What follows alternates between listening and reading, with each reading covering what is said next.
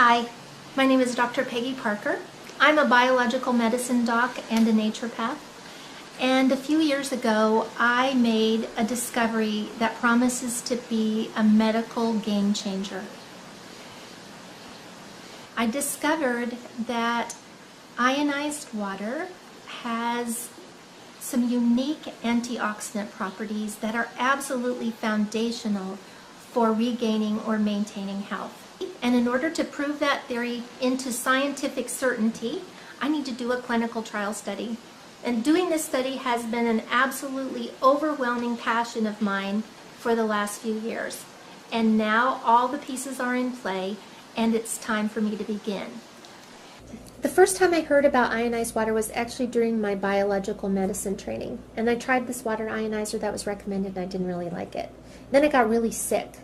Actually, my gallbladder became gangrenous before doctors figured out what was wrong with me. And so when they tried to remove it, they left a lot of gangrene in my body, and so I was really literally rotting from the inside out. I was really sick, couldn't seem to get much better. I tried everything that my naturopathic and biological medicine taught me that had worked to help my patients, but it wasn't really doing much for me.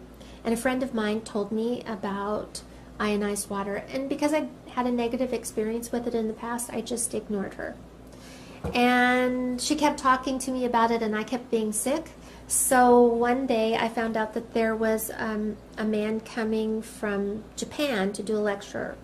So I decided to go to the lecture, and during this 3-hour lecture, it took a long time because we had to do translation.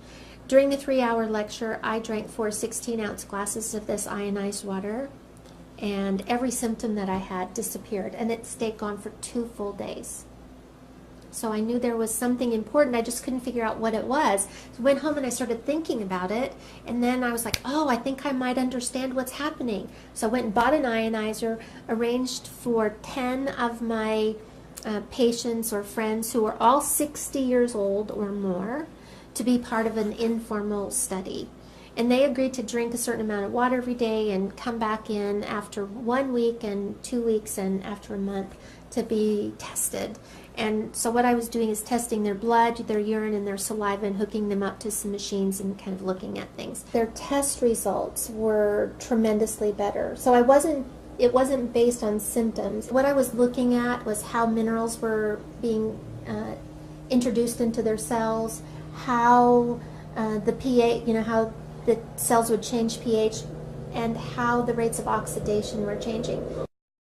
And oxidation happens when free radicals bombard your cells. And you have about 100 trillion cells in your body, and every day each one of those cells are assaulted with 10,000 by 10,000 free radicals. That damage is called oxidation. Free radicals are really just atoms or molecules that have lost an electron. And that happens from exposure to radiation or UV lights, or so things like fluorescent light bulbs and computers and cell phones and cars and manufacturing plants and fertilizers and pesticides, and even the water that we drink and the air that we breathe that are kind of polluted, those actually contain free radicals. All of those 100 trillion cells have a few things in common, and one of them is that they're made, they all have a membrane, and that membrane's made of something called a phospholipid bilayer. That's just a fancy term for fat.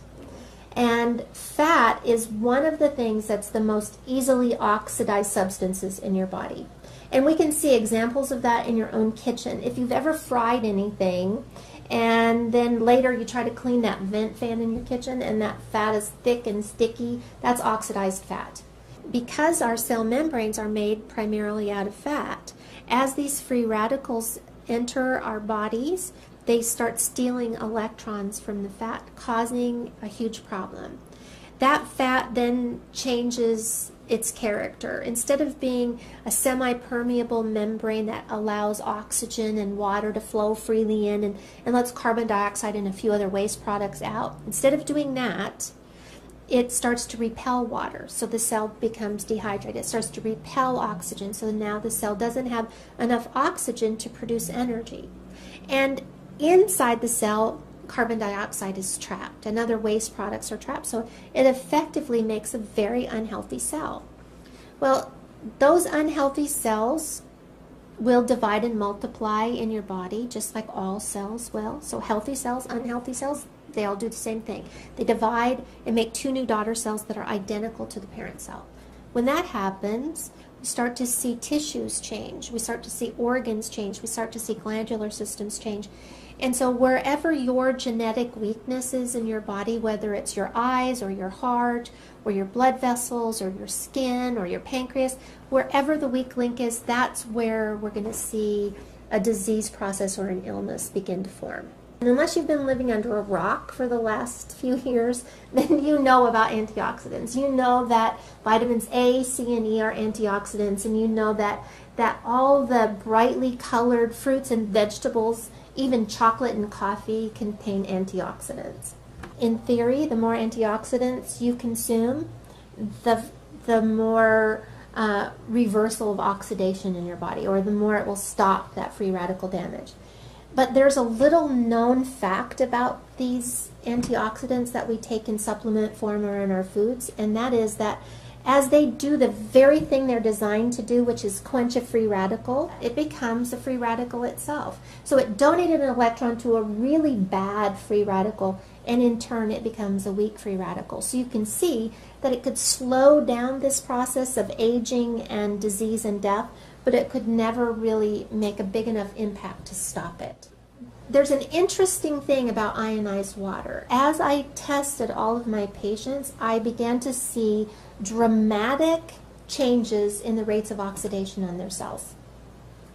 Couldn't figure out why, and then one day it was like a light bulb went off. I'm like, oh, this is about oxidation. What's happening is that as this oxidation disappears on their cells, everything else changes. I'd been focusing on the wrong thing the whole time. My colleagues have been focusing on the wrong thing the whole time. I had a friend who said, you know what, this is just like hydrogen fuel cell technology. What happens in a hydrogen fuel cell is that water's passed through an electrical field, splits the water up, so H2O becomes OH negative and H. So we have hydrogen. And in the presence of platinum, which exists in all hydrogen fuel cells, those hydrogen easily, freely give up their electrons. So now what do we have? We have a bunch of free electrons. In hydrogen fuel cell technology, those free electrons are put down a little wire and we get electricity. In ionized water, what happens is that those free electrons are recycled into the water. So that as we drink that water, we're actually taking in a bunch of free electrons. Now those free electrons will go and mitigate or quench those free radicals, and they don't leave anything in their wake. There's no weak free radical left over. This can actually stop the cycle of oxidation. Now, in the whole scheme of clinical trial studies, the end result is always that there's a product, an end product that's made, like a drug, that can be sold for billions of dollars, so it offsets the cost of the clinical trial studies. In this particular case, I don't sell anything. I'm just trying to help people be well. My very first patient that I lost was 16 years old, and it happened at a time when one of my daughters was 16 years old. This was potentially the hardest thing I've ever been through. And all I could think of was what could I have done differently? How could I have helped her? And then a few years later, I found this technology, and I realized that it was the answer to that question of what could I have done differently and how could I have helped her more. It's my passion to save the world one glass of water at a time. I know it sounds like a lofty goal, but I want to end as much disease and suffering in the world as I can, as fast as I can. I really believe this clinical trial study can be a medical game changer, but these things never happen as a result of just one person's effort. It takes so many people to accomplish a project like this. And with your support, I believe that we can move forward. I need you to help me spread the word. You can do it by emailing this video to everyone you know. Put it on your Facebook page. Pin it to your Pinterest board. Tweet about it and ask all of your friends to do the same. because I believe that together we can pioneer a change in the health of people all around the world, one glass of water at a time. Thanks so much.